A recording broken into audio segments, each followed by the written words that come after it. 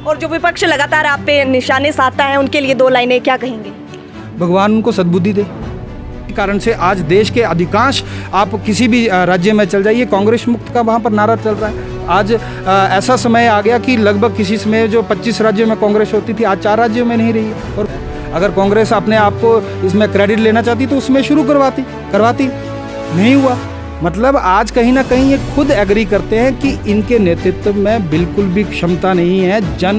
Sir 2022 में आप भी टिकट के लिए रहेंगे दावेदार? थोड़ा सा समय तो लगेगा व्यवस्था खड़ी करने को, आज से पहले नहीं थी, अभी यहाँ पर स्थापित होने जा रही है।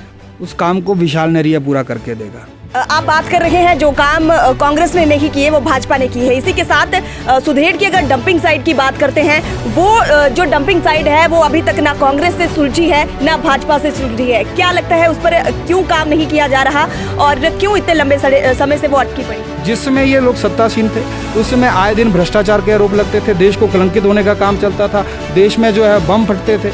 जो कांग्रेस की नालायकी से उनके द्वारा जो मतलब काम शुरू किए थे और इनकम्प्लीट छोड़ दिए गए थे, उन कामों को पूरा करने का भी बेड़ा हम लोगों ने उठाया। कांग्रेस या फिर किसी की भी बात करते हैं, विपक्ष का सीधे तौर पर ये कहना होता है कि काम जो है वो कांग्रेस के कार्यकाल में हुए हैं और विधायक की अगर बात कर रहे हैं तो वो श्रेय लेने में बहुत आगे है। इस पर क्या कहना चाहिए? कितनी सारी योजनाएं जो है हमारे हिमाचल प्रदेश में और पूरे देश में जो है भारतीय जनता पार्टी के नेतृत्व के अंतर्गत चल रही हैं। जागता जो है उदाहरण है हमारा रोपवे, पिछले 2 वर्षों के अंदर ही इसका काम शुरू हुआ और 2 वर्षों में ही इसका काम पूरा कर दिया गया। आज उसका हम लोगों ने उद्घाटन नहीं किया। हर चीज़ दिखावे के लिए नहीं की जाती। कांग्रेस ने क्या है कि 10 रुपये का काम किया है और एडवर्टाइजमेंट के लिए उन लोगों ने हज़ारों रुपये खर्च किए हैं। और एक नया सिस्टम हम लोगों ने धर्मशाला में किया। आज लोग जो है वो विधायक के साथ जो है किसी भी समय आकर मिलते हैं, ऐसा पहले नहीं था। और कामों को मतलब शिलान्यास ही नहीं किया, उसमें अधिकांश काम ऐसे हैं उनका उद्घाटन भी हो चुका है। और जो काम है ये पहले शुरू क्यों नहीं किए गए, अब ही क्यों शुरू किए जा रहे हैं जब चुनावी वर्ष आ रहा है? तो इस दिशा में हम लोगों ने विजन के साथ, एडवांस टेक्नोलॉजी के साथ एक नई आधुनिक धर्मशाला स्थापित करने का प्रयत्न किया। और एक भी ऐसा हमारा बस स्टॉप धर्मशाला के बीच में नहीं था कि जहाँ पर ये लोग शौचालय तक बनवा सकें। एयर में केबल्स हैं, वायर्स हैं और जो पानी की पाइप्स हैं वो सारी अंडरग्राउंड हमारी ट्रेंचेस के माध्यम से हो जाएंगी। इस तरह से पहले अगर काम कर लिया गया होता तो शायद आज केंद्रीय विश्वविद्यालय धर्मशाला में बनकर तैयार हो चुका होता। लगभग 600 करोड़ रुपए से ज़्यादा के काम जो है धरातल पर धर्मशाला के अंदर उतरे हैं। केंद्रीय विश्वविद्यालय धर्मशाला के ऊपर अब कोई राजनीति नहीं होगी। चुनावी वर्ष शुरू हो गया है, ऐसे में चुनाव भी आने वाले हैं। ऐसे में हर पार्टी का कार्यकर्ता इसी की जद्दोजहद, इसी कोशिश में लगा हुआ है कि किसी भी तरह से जनता की भलाई के लिए तमाम जो काम अभी तक किए हैं या फिर आगे किए जाएंगे, ऐसे में अपना चेहरा जो है जनता के बीच रखें ताकि जीतने में कहीं ना कहीं उनको हेल्प जो है वो मिल सके। ऐसे में आज खास बातचीत विधायक विशाल नहरिया से करेंगे। सर सबसे पहले बहुत बहुत स्वागत है आपका हिम एक्सप्रेस में। धन्यवाद, बहुत बहुत धन्यवाद जी। सर सबसे पहले तो ये जानना चाहेंगे, काफ़ी लंबा कार्यकाल जो है आपका रहा है, क्या कुछ काम जो है आपके द्वारा किए गए? वर्ष 2019 से मुझे धर्मशाला की सेवा करने का मौका मिला। इसके लिए मैं हृदय की गहराई से धर्मशाला वासियों का आभार प्रकट करता हूँ। और पिछले 2 वर्ष का लगभग समय हो चुका है। 2 वर्ष में एक ईमानदारी के साथ लोगों के बीच में रहकर काम करने का प्रयत्न किया है और मुझे खुशी है कि इस 2 वर्ष के कार्यकाल में लगभग 600 करोड़ रुपए से ज़्यादा के काम जो है धरातल पर धर्मशाला के अंदर उतरे हैं। और इसमें हमारे धर्मशाला स्थानीय लोगों का बहुत बड़ा आशीर्वाद मिला है। समय समय पर उन लोगों की गाइडेंस मिली है, उन्होंने बताया है, उन्होंने मार्गदर्शन किया है और उनके दिशा निर्देशों अनुसार ही, उनके कहे अनुसार ही हम लोगों ने धर्मशाला के अंदर काम करने का प्रयत्न किया है। और मैं कहता हूँ कि एक अच्छा और एक सुदृढ़ धर्मशाला हमने खड़ा करने का एक प्रयत्न जो है पिछले 2 वर्षों के बीच में किया है। जी सर, सेंट्रल यूनिवर्सिटी यानी कि केंद्रीय विश्वविद्यालय सबसे ज्वलंत मुद्दा है और सबसे ज़्यादा अगर बात की जाए यही मुद्दा जो है अमूमन राजनीति में घूमता हुआ नज़र आता है। किस तरह से देखते हैं, कब तक ये शुरू हो जाएगा? हालांकि बहुत सारे प्रयत्न जो है आपके द्वारा ज़रूर किए गए हैं। केंद्रीय विश्वविद्यालय धर्मशाला के ऊपर अब कोई राजनीति नहीं होगी। निश्चित तौर पे केंद्रीय विश्वविद्यालय का निर्माण कार्य शुरू किया जाएगा और बहुत छोटे से समय के अंदर शुरू किया जाएगा। और आप देख रहे हैं कि पिछले कई महीनों से मैंने इस पर खुद व्यक्तिगत समय समय पर जो है वो यहाँ पर बैठकें विभिन्न विभागों के साथ की है, सेंट्रल यूनिवर्सिटी के एडमिनिस्ट्रेशन के साथ की है, और इसके साथ साथ में जो केंद्र की तरफ से जो सपोर्टिंग इसमें काम करने वाले डिपार्टमेंट्स रहेंगे उनके साथ भी मैंने विभिन्न स्थानों पर जाकर बैठकें की हैं इसके निर्माण कार्य को लेकर। और इतने समय में मैंने एक चीज़ जानी है कि अगर इस तरह से पहले अगर काम कर लिया गया होता तो शायद आज केंद्रीय विश्वविद्यालय धर्मशाला में बनकर तैयार हो चुका होता, परंतु कहीं ना कहीं बहुत मतलब मुझे दुख के साथ कहना पड़ रहा है कि कांग्रेस के नेताओं ने इसके ऊपर बहुत बुरी तरह से, बहुत गंदे तरीके से राजनीति की है, जिस कारण ये राजनीति का शिकार शिक्षा का मंदिर हमारा हुआ था। परंतु अब इसके ऊपर और राजनीति नहीं होगी। निश्चित तौर पे आने वाले अप्रैल माह के अंदर हम लोग इसका निर्माण कार्य शुरू करवाने वाले हैं। जी, इसी के साथ स्मार्ट सिटी की अगर बात करते हैं तो क्या कुछ ऐसे कार्य हैं जो किए जा रहे हैं? स्मार्ट सिटी में आप देखेंगे पिछले 2 वर्षों में कोविड का ये दौर रहा है, पर फिर भी कोविड के दौर के बावजूद, ऐसी विपरीत परिस्थितियों के बावजूद हम लोगों ने बहुत तेज़ी से स्मार्ट सिटी धर्मशाला के अंदर काम किया है। आज आप देखेंगे कि लगभग जितने भी हमारे नगर निगम के वार्ड हैं, पहले तो सबसे पहले बताना चाहूँगा कि नगर निगम में के लगभग 3 वार्ड ही इसमें चयनित हुए थे कि जहाँ पर स्मार्ट सिटी का काम होना था, परंतु जब जैसे ही मेरा पहली बैठक में जाना हुआ था तो उसमें एक ऑब्जेक्शन मैंने रेज़ करा था कि नगर निगम के जितने भी क्षेत्र हैं उन सभी क्षेत्रों को स्मार्ट सिटी प्रोजेक्ट के अंतर्गत लिया जाए, और उसमें ये निर्णय माना भी गया और उसको अप्रूवल भी वहाँ से मिली। उसके बाद जो है कि प्रोजेक्ट के माध्यम से हम लोगों ने स्मार्ट सिटी का पैसा जितना भी था उसको विभिन्न प्रोजेक्ट के माध्यम से अलग अलग जगह पे हम लोगों ने वार्ड्स के अंदर डिस्ट्रीब्यूट किया। आप देखिए आज इंटरलॉकिंग टाइल्स के साथ हमारे जितने भी सड़कें हैं, जितने भी हमारे गाँव की गलियाँ हैं जो नगर निगम के क्षेत्र में, वहाँ पर इंटरलॉकिंग टाइल्स लगाई जा रही हैं। लाइट का काम जो है वो हम लोग बार बार कर रहे थे कि धर्मशाला के अंदर 7300 लाइट्स लगेंगी, उसका काम जो अब शुरू हो चुका है, और अगले 6 महीने के अंदर धर्मशाला का प्रत्येक वार्ड जो है नगर निगम का वह लाइटों से जगमग होगा। स्मार्ट LED लाइट्स ऐसी होंगी। स्मार्ट रोड का काम आप देख रहे हैं पिछले 6 महीने पहले हम लोगों ने शुरू किया था, इस काम में भी हम लोगों ने गति लाने का प्रयत्न किया है। यहाँ पर जितनी भी हमारी ओपन एयर में केबल्स हैं, वायर्स हैं और जो पानी की पाइप्स हैं वो सारी अंडरग्राउंड हमारी ट्रेंचेस के माध्यम से हो जाएंगी। लगभग 18 करोड़ रुपये की लागत से बनने वाला है। इसके साथ साथ आप देखें कि आज़ादी का एक अमृत महोत्सव हम लोग मना रहे हैं, उसके तहत हम लोगों ने धर्मशाला के बीच में बहुत सारे पार्क बनाए हैं, और ये पार्क जो है हमारे बुज़ुर्गों के लिए हैं, माताओं के लिए हैं, बच्चों के लिए हैं, जो शहर के बीच में भी ऐसा उचित स्थान ढूंढ पाएंगे जहां पर उनको अपना अच्छा समय व्यतीत करने के लिए जो व्यवस्था हमारे द्वारा खड़ी की गई है। और ऐसे लगभग हमारे नगर निगम के अधिकांश क्षेत्रों में बन रहे हैं। बस स्टॉप्स, सबसे बड़ी बात देखिए कि हमारे नगर निगम के क्षेत्र में हम लोगों ने 28 ऐसे बस स्टॉप जो है धर्मशाला के बीच में बताए हैं। और एक बात आपको मैं और इसमें कह देना चाहता हूँ, लगभग आप देखें जो पिछला 5 साल का कांग्रेस का कार्यकाल रहा है, तो कांग्रेस के नेताओं ने कहा कि नहीं हमारे नेता विजनरी हैं, हम लोग विज़न लेकर आए हैं, ऐसे करने वाले हैं। बड़ी छोटी सी बात है, लगभग एक भी ऐसा हमारा बस स्टॉप धर्मशाला के बीच में नहीं था कि जहाँ पर ये लोग शौचालय तक बनवा सकें हों। आज भी शौचालय की व्यवस्था यहाँ पर नहीं है, पर मैं आपको बता रहा हूँ कि आने वाले 3 महीने के अंदर अंदर हर बस स्टॉप के ऊपर हम लोग शौचालय बनाने वाले हैं, ताकि वहाँ पर स्थानीय लोगों को वो सुविधा भी मिल सके। तो इस दिशा में हम लोगों ने विज़न के साथ, एडवांस टेक्नोलॉजी के साथ एक नई आधुनिक धर्मशाला स्थापित करने का प्रयत्न किया है, और इसमें धर्मशाला के लोगों का कॉन्ट्रीब्यूशन है, क्योंकि धर्मशाला के लोगों ने जो है इस धर्मशाला को खड़ा किया। ये धर्मशाला आज इस लेवल पर पहुँची है, तो इसके लिए बहुत लंबा संघर्ष, बहुत लंबा समय रहा है, और हमारे यहाँ के जो बुद्धिजीवी वर्ग है उन लोगों ने अपने विचार साझा किए हैं, उन विचारों को आज यहाँ पर लागू किया जा रहा है। सर, ये जो काम है ये पहले शुरू क्यों नहीं किए गए, अब ही क्यों शुरू किए जा रहे हैं जब चुनावी वर्ष आ रहा है? देखिए, ये काम पिछले 2 वर्षों से चल रहे हैं। अब आप चीज़ देखिए कि पिछला 2 वर्ष का कार्यकाल, जब से मैं विधायक बना हूँ उसके 3-4 महीने के बाद कोरोना यहाँ पर आ गया था, पूरे विश्व में कोरोना फैल गया था।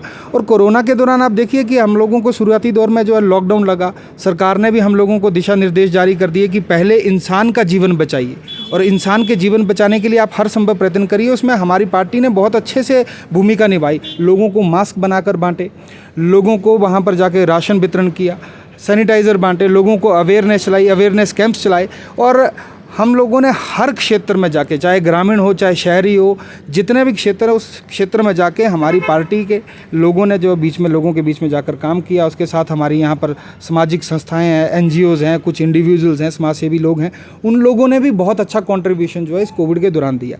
तो मैं आपको बता रहा हूँ कि ये शुरुआती दौर जो था कोविड का, वो हम सभी के लिए एक नया दौर था जिसकी कल्पना भी हम लोगों ने नहीं की थी।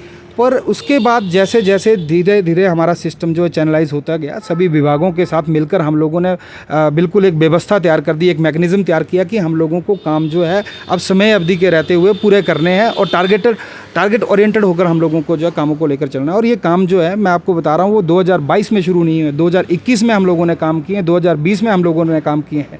और कामों को मतलब शिलान्यास ही नहीं किया, उसमें अधिकांश काम ऐसे हैं उनका उद्घाटन भी हो चुका है। और अभी भी हम लोगों ने वर्तमान में जो है बहुत सारे कामों को लेकर शिलान्यास रखा है। उन कामों के ऊपर भी मेरी लगातार विभागों के साथ जो है बैठकें होती है और टारगेट होकर जो है हम लोग काम करते हैं।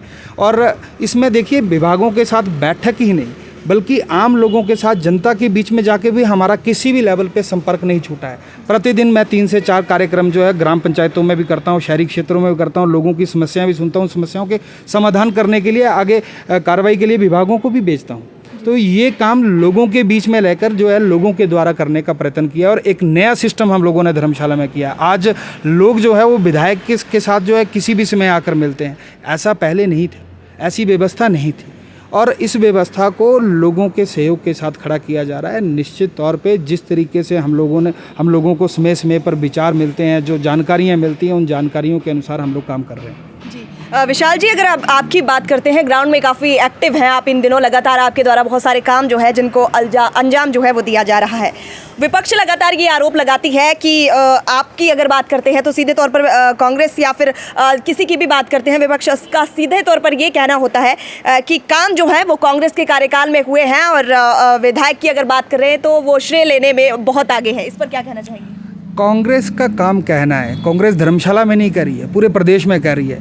और आज ये लोग बुखलाहट में हैं, बुखलाए हुए हैं क्योंकि माननीय मुख्यमंत्री जयराम ठाकुर जी हिमाचल प्रदेश के हर एंगल में जो है वो डेवलपमेंट करवा रहे हैं। आज गरीब लोगों का काम हो रहा है। आज प्रदेश में कई जन लाभकारी योजनाएं जो माननीय मुख्यमंत्री जयराम ठाकुर जी कर रहे हैं। धर्मशाला के अंदर भी उनके दिशा निर्देशों अनुसार हम लोगों ने काम किया है और जो प्रोजेक्ट हम लोगों को वहां से मिले हैं वो उन प्रोजेक्टों को धरातल पे उतार रहे हैं। आज मुख्यमंत्री जयराम ठाकुर जी ने हम लोगों को एक इंटरनेशनल कन्वेंशन सेंटर की सौगात दी, भारतीय जनता पार्टी की देन है।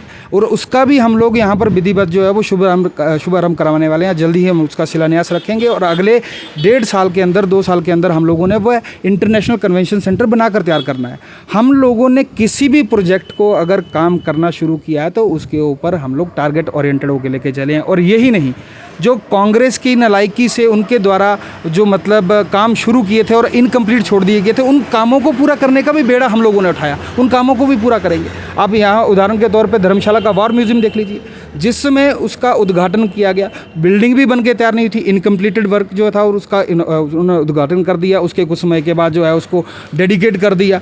पर फिर भी देखिए दुर्भाग्य की बात, आप देखेंगे 2021 और 20 और 21 में जो है मैंने माननीय मुख्यमंत्री जयराम ठाकुर जी से उस बिल्डिंग के कंप्लीशन के लिए 3.5 करोड़ रुपये लेकर आया और 3.5 करोड़ रुपये कंप्लीट करने के बाद आज उसको जनता को समर्पित किया गया है। आज उसका हम लोगों ने उद्घाटन नहीं किया। हर चीज़ दिखावे के लिए नहीं की जाती। कांग्रेस ने क्या है कि 10 रुपये का काम किया है और एडवर्टाइजमेंट के लिए उन लोगों ने हज़ारों रुपये खर्च किए हैं। तो ऐसा काम भारतीय जनता पार्टी की सरकार में नहीं हुआ है। हम लोगों ने कामों को जो है वो धरातल पर उतारा है और इनके द्वारा जो इनकी नाकामियों के एक उदाहरण रहे हैं, जो इनकम्प्लीटेड वर्क जनता को समर्पित कर दिए, उनको भी पूरा करके जो है आज हम लोगों ने पूरा करके जनता को समर्पित करने का बीड़ा उठाया और कर रहे हैं, आज भी कर रहे हैं। क्योंकि ऐसा है कि ये जनता का पैसा है, इसको अधूरा नहीं खड़ा रहने दिया जाएगा। इसको पूरा करना हमारी जिम्मेदारी और निश्चित तौर पे इसको पूरा करके लोगों को समर्पित करेंगे ताकि उनके आम जीवन में उस चीज़ का लाभ भी मिले, हमारा यहाँ पर व्यापार भी बढ़े, हमारा रोजगार भी बढ़े, हमारा यहाँ पर पर्यटन भी बढ़े।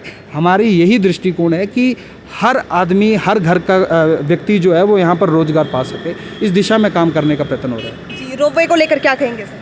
रोबे चल रहा है, बहुत अच्छा चल रहा है। धन्यवाद करना चाहेंगे जयराम ठाकुर जी का कि करोड़ों रुपए की सौगात 207 करोड़ रुपए की लागत से बनाकर तैयार हुआ। और ये भी एक बहुत बड़ा जीता जागता जो है उदाहरण है हमारा रोपवे, पिछले 2 वर्षों के अंदर ही इसका काम शुरू हुआ और 2 वर्षों में ही इसका काम पूरा कर लिया गया।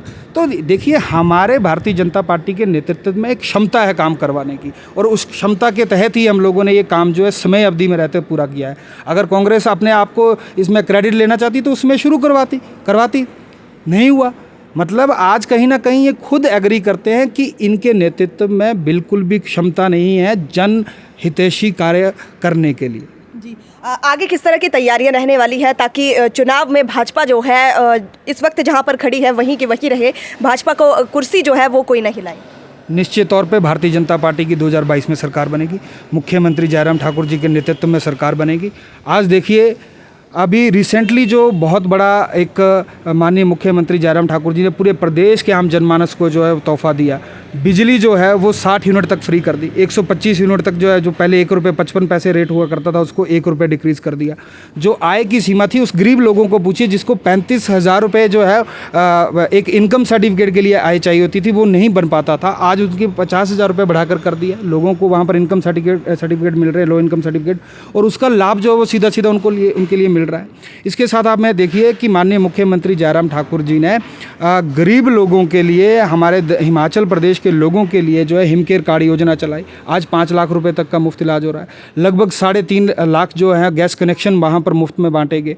आज प्रधानमंत्री जी के सहयोग से 6,000 रुपया सीधा किसान के खाते में आ रहा है। कितनी सारी योजनाएं जो है हमारे हिमाचल प्रदेश में और पूरे देश में जो है भारतीय जनता पार्टी के नेतृत्व के अंतर्गत चल रही हैं। ऐसी योजनाएं जो है कभी भी कांग्रेस द्वारा नहीं लाई गई। सिर्फ वोट बैंक की राजनीति जो है कांग्रेस ने की है। इस चीज़ को भली भांति से लोग आज जान रहे हैं, क्योंकि मीडिया का ज़माना है, सोशल मीडिया का ज़माना है, लोग जागरूक है, हर चीज़ को जो है घर बैठे देख रहे हैं। और यहाँ पर मैं खुश हूँ इस बात से कि पारदर्शिता हर एक विषय में आज लोगों के बीच में आ रही है, और लोग जो हैं वो कांग्रेस के बारे में जान चुके हैं। इसी कारण से आज देश के अधिकांश, आप किसी भी राज्य में चल जाइए, कांग्रेस मुक्त का वहाँ पर नारा चल रहा है। आज ऐसा समय आ गया कि लगभग किसी समय जो 25 राज्यों में कांग्रेस होती थी, आज 4 राज्यों में नहीं रही है, और वहाँ से भी उन लोगों को खदेड़ के फेंक रहे, देश से खदेड़ के फेंक दिया।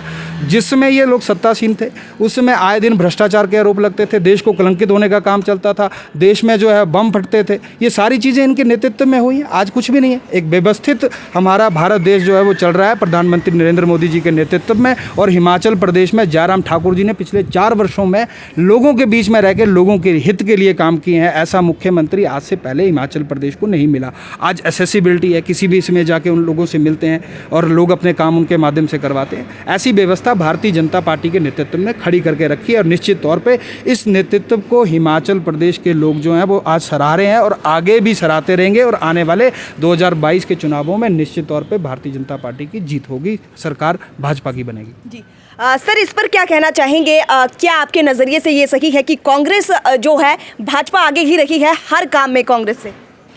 बिल्कुल, भारतीय जनता पार्टी विकासात्मक कार्यों को लेकर, लोगों के हितों को लेकर हमेशा आगे ही रही है और आगे ही रहेगी, लोगों के साथ मिलकर ही चलेगी। तो इससे जुड़ता हुआ मेरा सवाल ज़रूर है, आप बात कर रहे हैं जो काम कांग्रेस ने नहीं किए वो भाजपा ने की है। इसी के साथ सुधेड़ की अगर डंपिंग साइट की बात करते हैं, वो जो डंपिंग साइट है वो अभी तक ना कांग्रेस से सुलझी है ना भाजपा से सुलझी है। क्या लगता है उस पर क्यों काम नहीं किया जा रहा और क्यों इतने लंबे समय से वो अटकी पड़ी है? उस काम को विशाल नरिया पूरा करके देगा।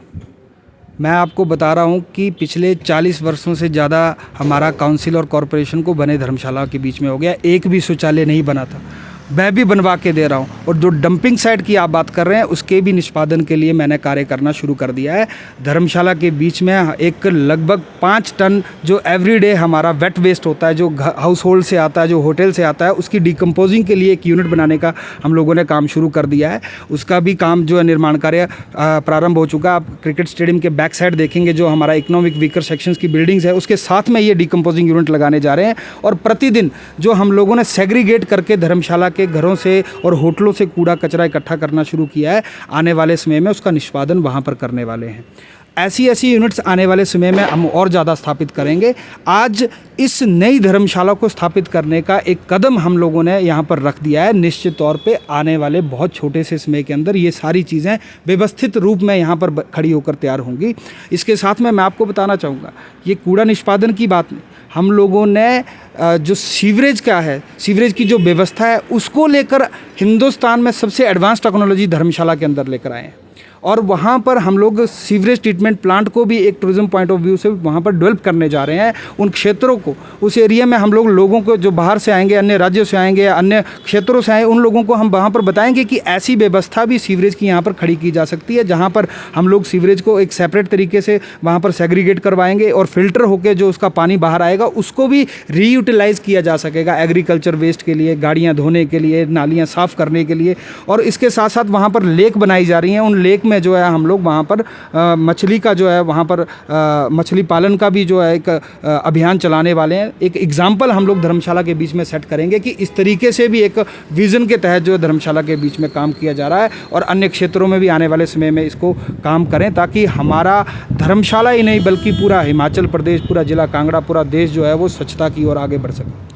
आपके कहने के अनुसार विधायक विशाल नहरिया डंपिंग साइट का काम जो है वो करेंगे, लेकिन लोगों का एक सीधा सवाल है कि काम जो है वो कब शुरू होगा, क्योंकि वहाँ के जो लोग हैं वो जहाँ पर बदबू में खड़ा होना 2 मिनट मुश्किल हो जाता है। ऐसे में वो लोग जो हैं वहाँ पर रहने के लिए मजबूर हैं, गंदा पानी पी रहे हैं। वहीं क्योंकि डंपिंग साइट के नीचे बहुत सारे घर हैं जो कि नाली का सारा पानी जो है नाली के थ्रू उनके घर तक पहुँच रहा है। ऐसे में कब तक उनकी ये आशा जो है, कब तक उनका काम जो है वो हो पाएगा, इस पर ज़रूर ये जनता का सवाल है जो कि आपसे ज़रूर पूछना चाहेंगे। 50 वर्षों से ज़्यादा लंबा समय हो चुका है उस सारी व्यवस्था को वहाँ पर स्थापित हुए। थोड़ा सा समय लगेगा, मैं आपको बता रहा हूँ कि उसके ऊपर कार्य करना शुरू कर दिया है और निश्चित तौर पे आने वाले छोटे से समय के अंदर वह सारी चीज़ें वहाँ पर व्यवस्थित रूप में खड़ी हो जाएगी। पर थोड़ा सा समय तो लगेगा व्यवस्था खड़ी करने को। आज से पहले नहीं थी, अभी यहाँ पर स्थापित होने जा रही है और इसमें बहुत तेज़ी से हम लोग काम कर रहे हैं। मैं आपको बता रहा हूँ, कचरा आज सेग्रीगेट करके हम क्यों कलेक्ट कर रहे हैं?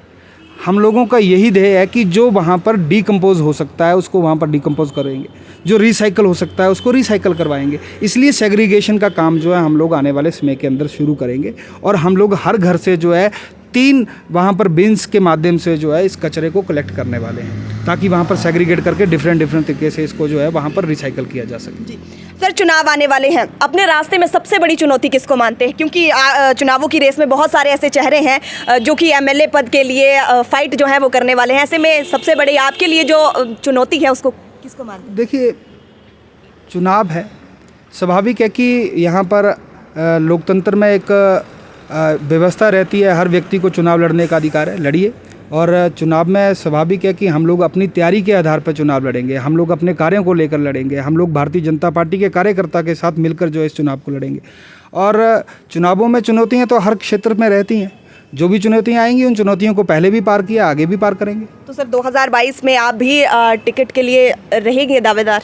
देखिए, भारतीय जनता पार्टी की एक व्यवस्था रहती है, पार्टी का जो हमारा शीर्ष नेतृत्व में बैठता है वह चुनाव के लिए तय करता है। पार्टी लड़ाएगी, लड़ेंगे चुनाव, और पार्टी का ही ये प्रोरोगेटिव है, इसमें मैं स्वयं डिसाइड करने वाला कोई नहीं होता। लेकिन लोग अगर आपको मौका दें तो खरे उतरेंगे उनकी उम्मीदों पे? बिल्कुल, निश्चित तौर पे और कॉन्फिडेंस के साथ लोगों के बीच में जाकर जो है इन सारी चीज़ों को लेकर जाएंगे, कामों को लेकर जाएंगे जो काम किए हैं और जो आगे भी काम करने वाले हैं, चाहे वह सेंट्रल यूनिवर्सिटी का विषय हो, हमारा इंटरनेशनल कन्वेंशन सेंटर हो, इसके साथ आने वाले समय में और आधुनिकी धर्मशाला को स्थापित करने के लिए जो भी विषय होंगे उन सारे विषयों को लेकर लोगों के बीच में जाएंगे।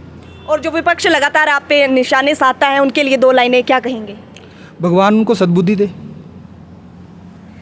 भगवान सद्बुद्धि दे शायद भाजपा का एक मेन लाइन बनी है, क्योंकि इससे पहले मुख्यमंत्री जी से भी बात की थी और विधायक जी भी कहीं ना कहीं भाजपा का जोर शोर से जिस तरह से इस वक्त काम चल रहा है, ऐसे में ये देखने वाली बात होगी कि 2022 में क्या भाजपा दोबारा से आती है या फिर कांग्रेस अपनी जगह बनाती है, ये ज़रूर देखने वाली बात होगी। फिलहाल के लिए मुझे दीजिए इजाज़त, नमस्कार।